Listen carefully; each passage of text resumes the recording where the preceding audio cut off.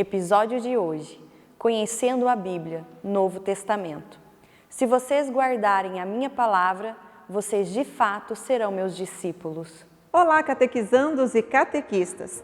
Dando continuidade aos episódios dedicados à Sagrada Escritura, eu e a Tarlene estamos aqui hoje para apresentar a segunda parte da Bíblia Sagrada, que é o Novo Testamento.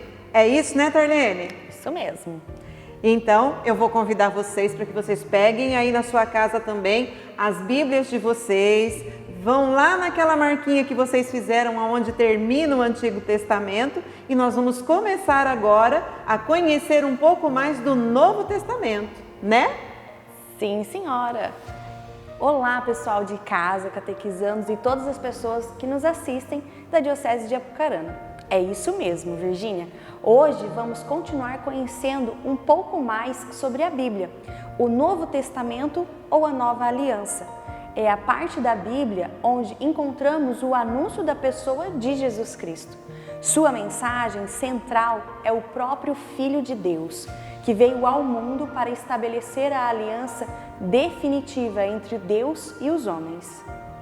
Através de sua palavra e ação, Jesus inaugurou a nova aliança, ou, melhor dizendo, o reino de Deus. Esse reino não é mais a aliança com um povo só. Esse reino é aberto a todas as pessoas, todos os povos, de todos os tempos e de todos os lugares. Em Jesus, Deus quer reunir toda a humanidade como se fosse uma única família, em que todos são chamados a viver como irmãos, repartindo entre si todas as coisas. Essa grande reunião, Tarlene, onde tudo é partilha e fraternidade no amor, é o que nós chamamos de Reino de Deus, que, semeado na história, vai crescendo até que se torne realidade para todos. Virgínia, Jesus não deixou nada escrito. Sério? Verdade. Ele pregou, ensinou e praticou o projeto de Deus. Isso fez com que ele entrasse em conflito com os poderosos daquele tempo, que o perseguiu, prendeu, o matou.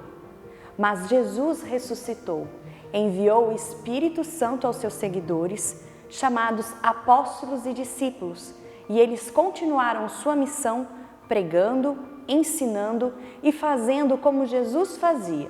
Foram eles que escreveram o que encontramos no Novo Testamento. Essas pessoas, Tarlene, elas não pretenderam fazer uma biografia de Jesus. Elas quiseram, em primeiro lugar, anunciar Jesus para que os homens tivessem fé e se comprometessem com Jesus. Ou seja, que eles também vivessem como Jesus viveu, amando acima de tudo e pondo em prática os valores do reino de Deus.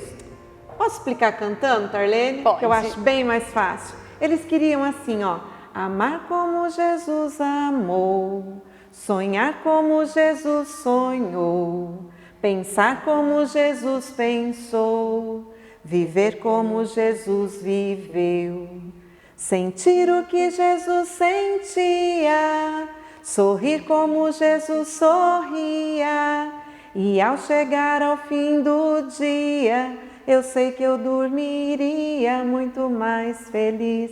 Olha que simples resumir a mensagem assim numa musiquinha só. Concordo. Então vamos abrir esse livrão aqui e Isso continuar aprendendo e descobrindo as novidades sobre a Bíblia. O Novo Testamento possui 27 livros, com temas e estilos diferentes: Evangelhos, Atos dos Apóstolos, Cartas e Apocalipse. Vamos então conhecer os 4 evangelistas. E antes de começarmos a conhecê-los, preciso explicar que os 3 primeiros evangelhos, Mateus, Marcos e Lucas, são chamados de evangelhos sinóticos. Até colocamos eles aqui, ó, separadinhos, porque quando os estudiosos comparam, eles percebem muita semelhança entre esses três evangelhos. Já o estilo do evangelho de São João é diferente do estilo desses três. Então vamos lá. O primeiro evangelista é São Mateus, que foi um dos 12 apóstolos. Antes, ele exercia a profissão de cobrador de impostos públicos. Não gosto nem de pensar nessas pessoas. Chamava-se Levi. O nome de Mateus foi dado depois que Jesus o chamou para ser apóstolo. Inclusive, ele mesmo conta como Jesus o chamou para segui-lo. São Mateus apresenta Jesus com o título de Emanuel, que significa Deus está conosco. À medida que lemos o Evangelho de São Mateus, vamos descobrindo o significado desse título. Deus está presente em Jesus, comunicando a palavra e a ação que libertam os homens e os reúnem com um novo povo de Deus. Nossa! O segundo evangelista é São Marcos. A grande preocupação de São Marcos, Tarlene e nossos catequizandos aí, era mostrar aos novos cristãos, os convertidos e os novos batizados, que aquele Jesus que os homens não aceitaram, que crucificaram e mataram, era também o Filho de Deus e que gloriosamente ressuscitou na Páscoa. O terceiro evangelista é São Lucas. Ele, ao contrário de Mateus, não conheceu Jesus. Era pagão, ou seja, não batizado. Vivia na cidade de Antioquia, onde nasceu e trabalhava como médico. Como então ele pôde escrever seu evangelho? Isso só aconteceu depois da sua conversão, ou seja, depois que ele conheceu Jesus através da pregação de São Paulo. E por fim, eu particularmente gosto muito desse evangelho, apesar de que eu sofri muito para entendê-lo no começo. E por fim, Darlene, o evangelho de São João, o discípulo amado de Jesus, aquele que conviveu com ele e esteve presente nos momentos mais cruciais. João era um pescador e irmão de Tiago. A preocupação de João, ao escrever seu evangelho, foi mostrar aos cristãos a origem divina de Jesus. Por esse motivo, ele lembra já no início do seu livro, belíssimo por sinal, que desde a criação do mundo, Jesus não estava só junto de Deus, mas ele era também Deus. Os evangelhos são 4 formas de anunciar Jesus, escritas no ambiente de comunidades diferentes. Por isso, tratam da pessoa, das palavras e das ações de Jesus de modo ao mesmo tempo semelhante e diferente. Não são biografia ou história, e sim um anúncio para levar a fé em Jesus, isto é, ao compromisso de continuar sua obra pela palavra e ação. A palavra evangelho quer dizer boa nova, boa notícia. Assim temos nos 4 evangelhos pontos de vista diferentes sobre a vida e a mensagem de Jesus.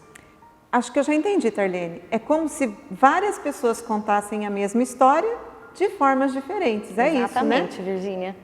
Em seguida, aos evangelhos, né? Estava falando errado aqui.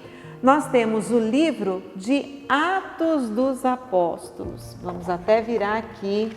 O livro de Atos dos Apóstolos, que também foi escrito por Lucas, o mesmo autor do terceiro evangelho.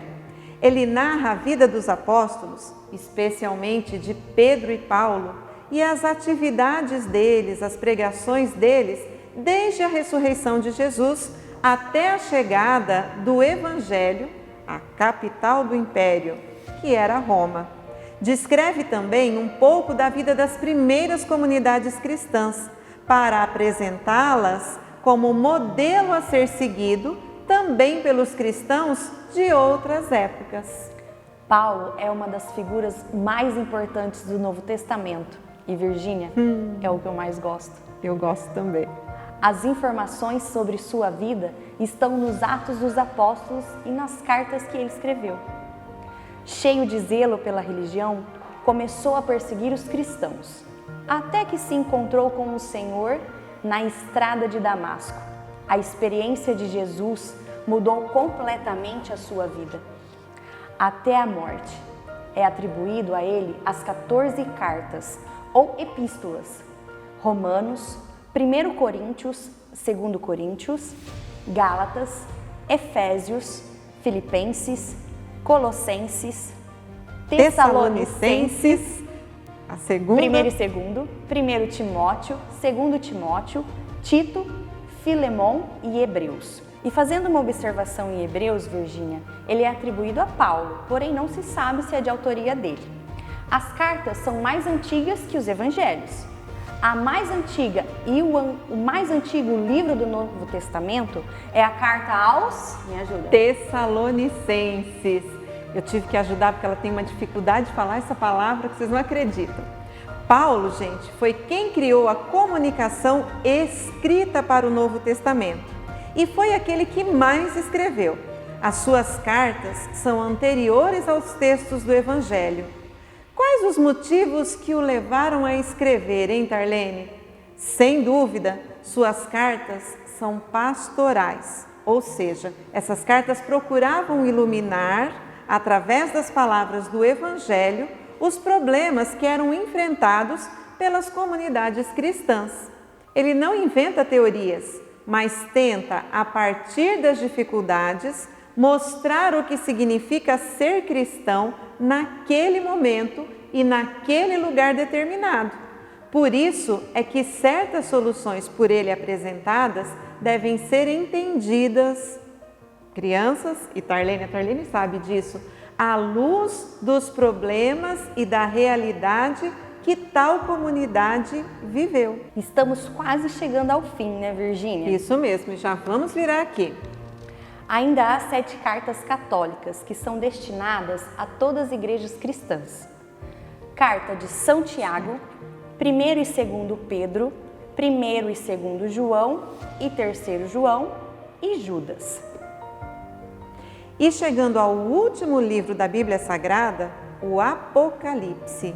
Este livro, que é atribuído a João, deseja sustentar a fé dos primeiros cristãos e encorajá-los a suportar com firmeza as primeiras perseguições. Porque era assim, né, Tarlene? Dizer que era cristão naquele tempo, você corria o risco, até de perder o pescoço.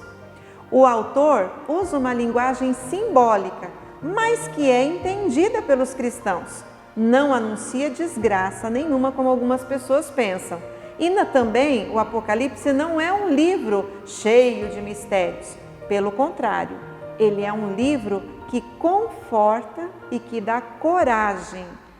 Ufa, Virgínia, conseguimos chegar até o fim da Bíblia. E demorou, hein? Claro que de forma muito simples. Apresentamos a vocês, catequizandos, todos os livros da Bíblia. Cada um desses livros traz belíssimas histórias, mas ainda falta aprender alguns botões importantes para manusear essa Bíblia, não é, Virgínia? Isso mesmo, falta sim, Tarlene. No próximo episódio, o Romeuzinho e a Lu, que estão nos assistindo lá da casa deles, devem estar cheios de perguntas que vão, e eles querem também aprender juntamente com vocês, catequizandos, a manusear a Bíblia. Ou seja, eles vão saber o que são capítulos e versículos, como devemos procurar as leituras bíblicas. Tô até vendo, Tarlene, e tô até vendo o pessoal do Conecta. Se preparem para ensinar essa criançada. Então, esperamos vocês para o próximo episódio. O Romeuzinho não vai dar conta de ler aquele monte de coisinha. Vai ser uma confusão lascada. Queremos encerrar esse episódio mandando um abraço aos catequistas e catequizandos da paróquia São Sebastião de Lidianópolis, ao padre Adenilson. Esperamos que todos vocês estejam nos acompanhando, hein? Com certeza! Pessoal, chegamos ao fim e esperamos vocês para o próximo programa. Né, Tarlene? Né, criançada? Tchau! Tchau, até mais!